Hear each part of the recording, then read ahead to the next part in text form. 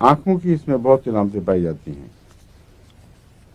آئی leads آپس میں چمٹ جاتے ہیں صبح اٹھتے وقت. بچوں کی بیماری میں عام طور پر آنکھوں میں یہ آفتھیلمیا ہوتا ہے، یہ جس کے نتیجے میں پیدا ہوتا ہے. جی یعنی کنجنکٹیوائٹس بھی، اور کنجکٹیوائٹس سے بھی ہو جاتا ہے. مگر ہمارے ہاں تو صرف آنکھیں دکھتی ہے کہتے ہیں اس کو. پرولینٹ ڈسچارجز، بعض دفعہ دھاگے پیپ کے بجائے پیپ کا گولا نکلے دھاگا نکلتا ہے لمبا اور وہ اندر سے نکلتا جاتا ہے، بچے کھینچ لیتے ہیں. اس قسم کی چیزیں بھی اس میں پائی جاتی ہیں. ایرپشنز ہیں آنکھ کے اوپر.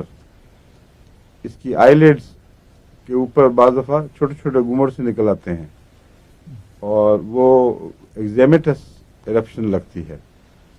خارش بھی ہوتی ہے، جلن بھی ہوتی ہے، اور thickening of eyelid, particularly the upper eyelid, جو اوپر کا آنکھ کا ہے نا پردہ، اس میں تھکننگ اور کرونیسٹی پائی جاتی ہے.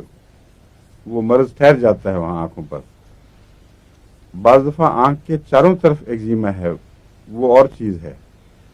اس کا بالخصوص اوپر کے آئی لیڈ سے اور قریب تک کے حصے سے تعلق ہے. پوری آنکھ کا ایگزیما نہیں ہوتا. یہ جو آئی لیڈ کی کمزوریاں ہیں، بعض دفعہ اس میں ہلکی فالجی کمزوری آ جاتی ہے، بھاری پن کا احساس ہوتا ہے. مگر جو فالجی کمزوری ہے آنکھ کی کسی لیڈ کی، وہ اس وجہ سے تعلق نہیں رکھتی.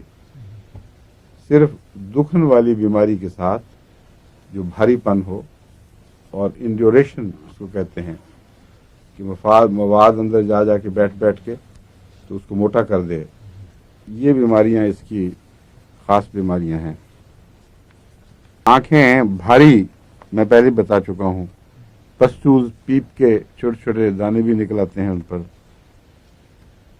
ہیٹ کا احساس ہے.